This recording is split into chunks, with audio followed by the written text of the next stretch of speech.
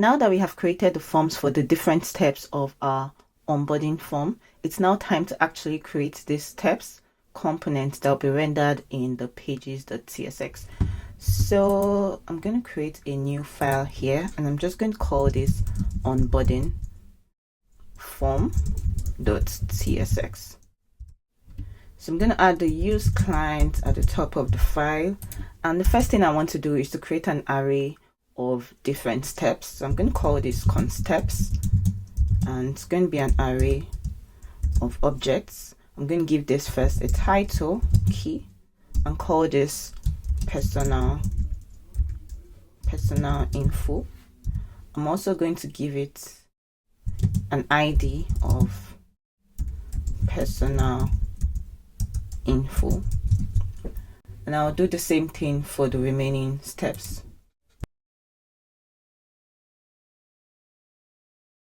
Alright, so now we have our steps array. We now want to create the steps component. So I'm going to create my steps component underneath here. I'm actually going to call it an onboarding form because it will contain both the steps component and the title.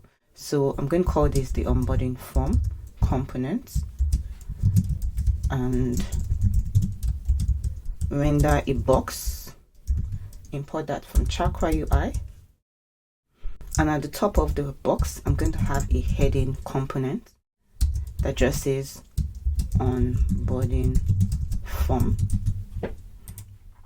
So right now, I'm going to render the steps components from Chakra UI. So let's go into our Chakra UI documentation, and this is the basic, demo or basic usage of the steps component. You can see this is it. And this is exactly what we want, but we're going to make a couple of changes to the code shortly. So I copy all of this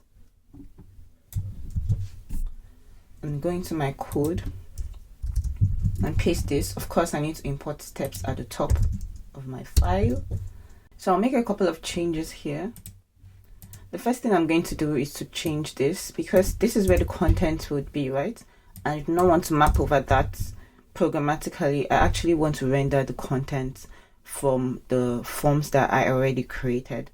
So right here, I'm just going to render the different steps of the form here. So the first one is personal info form. Yep, I'm going to add this. And this takes an index prop. I'm going to set the index to 0. This default step is going to also be 0, the default step on the steps.root. So let's copy this and make the changes. I'm going to copy and paste this for the next one. This will be index 1, and of course the next form we want to render is our work info form. And the final form we want to render in here is our more details form.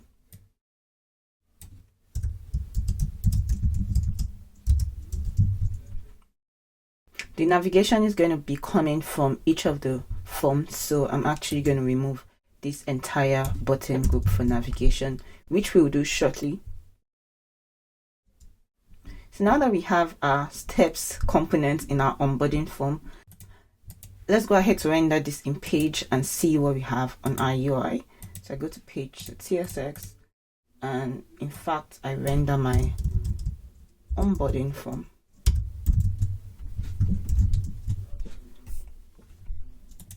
This is it. Of course, we need to add a few styles to make sure that it looks really good. So I go back to my onboarding form, and on the overall box, I'm going to add a padding of 5, that is 20 pixels.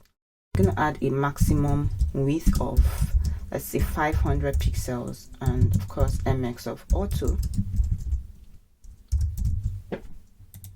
For my heading, I'll add a margin bottom to the heading so it just has a bit of space from the steps.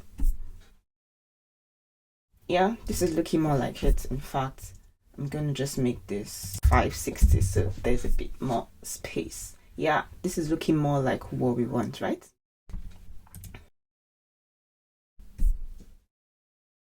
Now, if we try to fill our form, you notice that our validation is working, right? So this is the result validation that we did earlier. But one thing you can immediately spot is that even if we complete everything, this next button is not going to the next step, and that is what we're going to fix now. First, we need to keep step in state. That is, we need to be able to store the particular step that a user is on. And to do this, at the top of our components, we're using new states, and I'm just going to store step in a slice of states, step and set step. And new state, the default would be 0, which is the first step. On steps.root, instead of having a default step, we're actually going to read this from state. So we're going to set our step to the step that is coming from state. And of course, we're also going to add an onStep change and set the step to set step to e.step, which is the next step. Another thing we need to be able to do is we need to be able to pass like an onSubmit prop here, so that we are able to navigate these forms right from when it is rendered in the steps component right here. So what we need to do is to go back into our personal info form and create an onSubmit prop right here. So I'm just going to add interface personal info form props, and that's a long name, and we're going to specify what the onSubmit prop does. It's actually going to be a function that takes data, which is form values,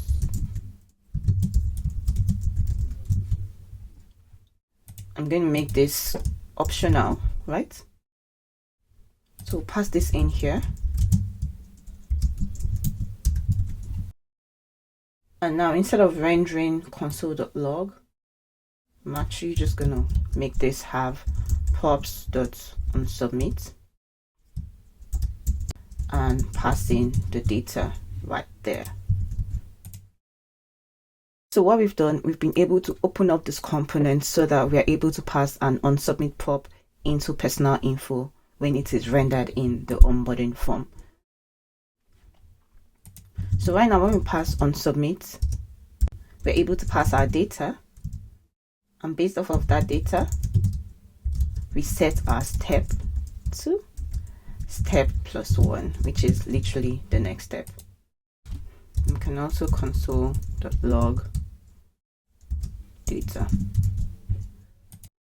So going back into our form, let's test this out and see if it actually navigates. Click next. Yep, we see indeed it actually navigates. So we are going to repeat the same steps for our work info and more details form. Pass onSubmit right here. So I'll repeat this also for the final step here, for more detailed step. And I'm actually going to change this to thank you for completing your onboarding. So now let's go into the work info and more details form to create the onSubmit prop. So we go into work info, and right at the top we add interface work info form props onSubmit. It's optional, and this takes data, which are the form values.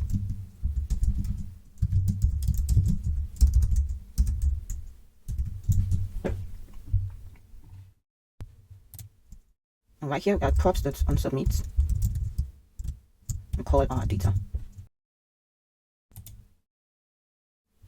Of course, we pass the props here, work info form props. Yep. So let's go over to more details form to do the same thing. Interface, more details form props, onSubmit, data, form values, void, and on submit we add this here,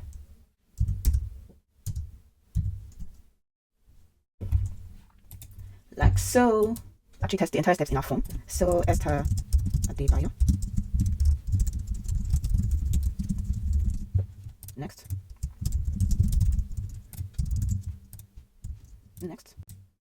Okay, so I think my validation for my work info is wrong. I can make this just one. Yeah. So career goal, put something here. And learning style option, add this. All right, so let's check that as well for more details.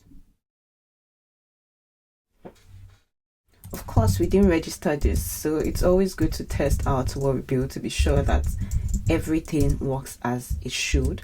So we need to register the learning styles. Like, what book? Okay, so I'm not gonna bore you with this.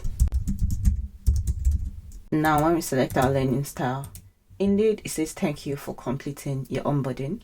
But one thing you instantly notice is when we reload the page, click next. Right now, the previous button doesn't work, which should work. So in the next lesson, I'll show you how to get our previous button to work and also clean up our code.